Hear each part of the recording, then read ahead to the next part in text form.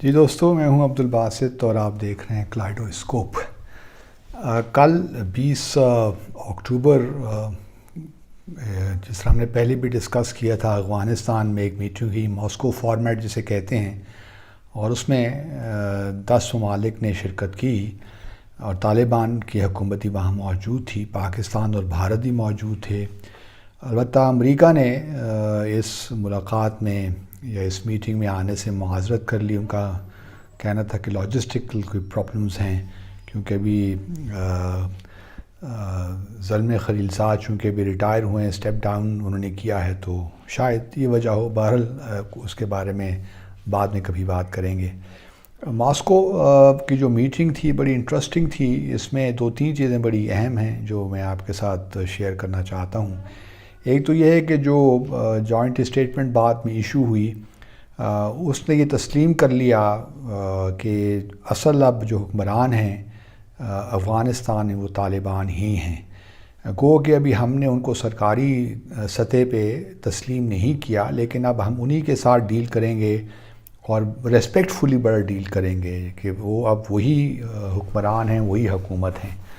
لیکن اگر ان کو قانونی اعتبار سے ڈی جورے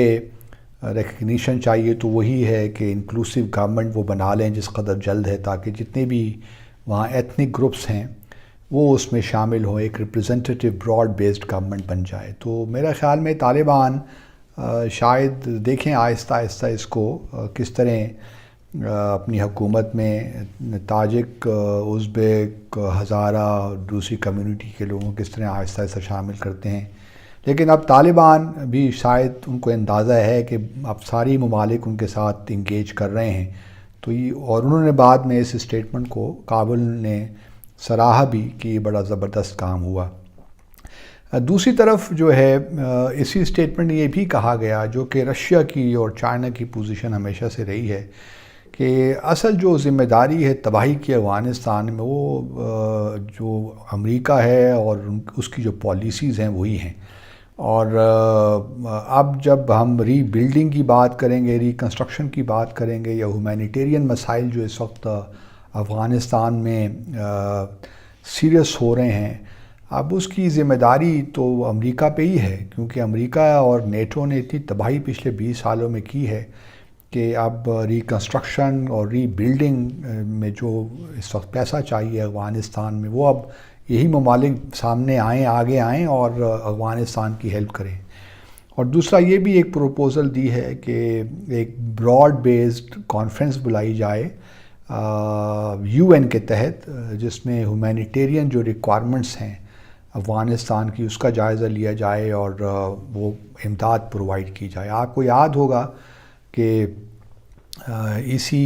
ماہ کے شروع میں ایک اور G20 کی کانفرنس بھی تھی،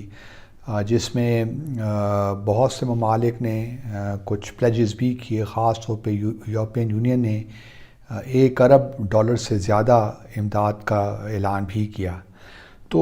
یہ خوش آئند بات ہے کہ ہیومینیٹیرین جو ایسپیکٹ ہے وہ اب ہائی لائٹ ہو رہا ہے، کیونکہ اگر امریکہ نے سارا پیسہ ہی فریز کر لیا ہے افغانستان کا، اور تقریباً 9.5 بلین اس طرح یورپین یونین نے بھی کر لیا، تو پھر افغانستان کی جو نئی حکومت ہے وہ کیا کرے؟ تو یہ بھی ایک اچھا اسٹیپ ہے کہ اب یہ کانفرنس کب ہوتی ہے، ہو تو جلدی ہو جانی چاہیے جس طرح مسائل ہیں، تاکہ جو لوگ ہیں افغانستان کے جو پچھلے 20 سالوں سے مشکل کا شکار ہیں، تو ان کی مشکلات میں کمی آئے، سیکیورٹی کے معاملات بہتر ہوں۔ تیسری بات وہی تھی کہ میٹنگ نے بڑا اپریشیٹ کیا افغانستان کی حکومت کو، کہ انہوں نے اور ری ایشورنس دی کہ وہ افغانستان کی جو سرزمین ہے اس کو دہشت گردی کے خلاف دنیا بھر میں کہیں بھی اس کی اجازت نہیں دیں گے، تاکہ افغانستان کی جو زمین ہے وہ استعمال ہو۔ تو یہ بڑی اچھی ایک لحاظ سے ملاقات ہوئی، اور پھر سائیڈ لائنز میں طالبان کی جو حکومت ہے ان کی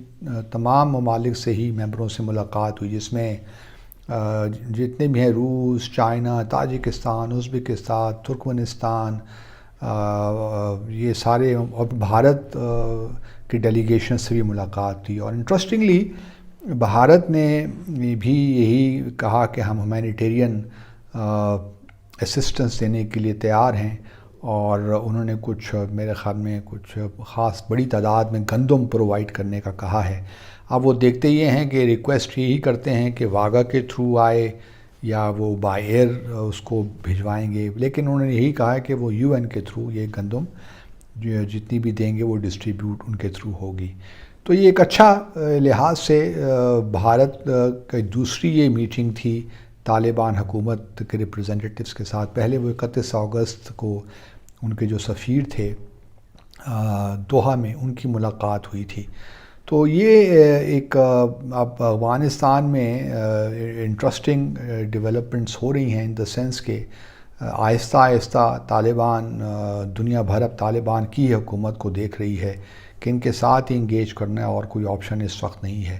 مجھے اس بات کی بھی بڑی خوشی ہے کہ آج 21 اکتوبر کو ہمارے وزیر خارجہ ایک روزہ دورے پہ کابل پہنچے ہیں، اور یہ دورہ بہت پہلے ہو جانا چاہیے تھا، لیکن چلیے دیر آیت درست آیت۔ اور میں تو یہاں تک بھی کہوں گا کہ ہمارے وزیر اعظم بھی ایک دورہ کریں کچھ عرصے کے بعد، کچھ وقفے کے بعد، تاکہ دنیا کو معلوم ہو کہ اب بس یہی ہے، طالبان کے ساتھ انگیج کرنا ہے اور کوئی راستہ ہے نہیں۔ اور اپنا جو ہمارا ایک مثبت رول ہے افغانستان کے حوالے سے، وہ انہی ہائی لیول کانٹیکٹ سے، انہی دوروں سے زیادہ دنیا کو معلوم ہوگا۔ پریشر بھی آئیں گے، لیکن ٹھیک ہے، افغانستان ہمارے لیے بڑا اہم ملک ہے، اور وزیر اعظم کو بھی کسی وقت میرے خیال میں کابل کا دورہ کرنا چاہیے، لیکن اس کے لیے بہرحال